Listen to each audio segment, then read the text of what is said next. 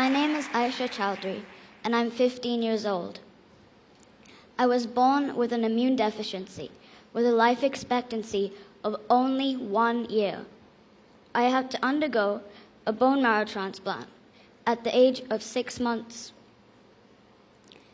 Recently, I've developed a serious illness called pulmonary fibrosis, a hardening of the lung, as a side effect of the transplant. And due to my illness, my life has been full of challenges, and I've often felt like I'm in the middle of a shipwreck. And today, I'd like to share with you 5 important lessons I have learned through the ups and downs of my journey. The first lesson is to believe in miracles. Miracles are good things that are unlikely to happen. The chance was 1 in a million that I would be born immune deficient, and I was. But then a miracle occurred where there was only 30% chance that I would survive the bone marrow transplant, and I did. But then there was less than 10% chance that I would develop lung issues post the transplant, and I did. And now there's only a 40% chance that my lungs can be cured, and I believe that they can be because I believe in miracles.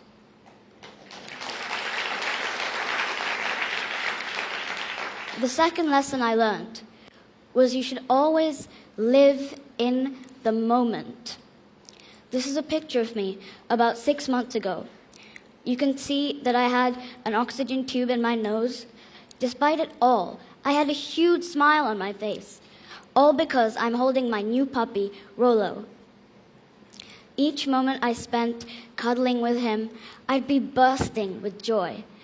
And all the pain and the sadness that seemed so overpowering in that one moment just seemed to melt away. If you look at your whole life ahead of you, you will find endless problems that you'll eventually have to face. But if you start to look at life day by day, hour by hour, or even moment by moment, you will find that your happiness will just begin to multiply. When I was just stuck in bed, unable to move, or even go to school, I thought hard about the things that I was able to do. I could sit, and I could put a smile on my face. I wanted to model. I wanted to see what it was all about, to have my picture somewhere out there. You can see on this picture, I'm all dressed up, ready for a photo shoot, even though I'm sitting on that wheelchair and inhaling oxygen. As I sat there and I posed for the camera, it made me forget about all the things that I was incapable of. It was a fun thing for me to do, and it was great to see what goes on in a photo shoot. What I've learned is that you should do what you can instead of feeling bad about the things that you're unable to do. The third lesson I've learned is that in every difficulty, one can always find an opportunity. For the past few years, I haven't been able to attend school regularly like the rest of my friends. And this year, I'm taking math and art as subjects, leaving me with a lot of free time. But in this difficult time, I've managed to find the opportunity to pursue my passion for art. In fact, I found that I've sketched and painted more during my illness as compared to the time when I was well. On this slide are 2 pieces that I've done recently. It's a portrait of a baby done with dry pastels. It's actually from a photo I took myself at a family gathering.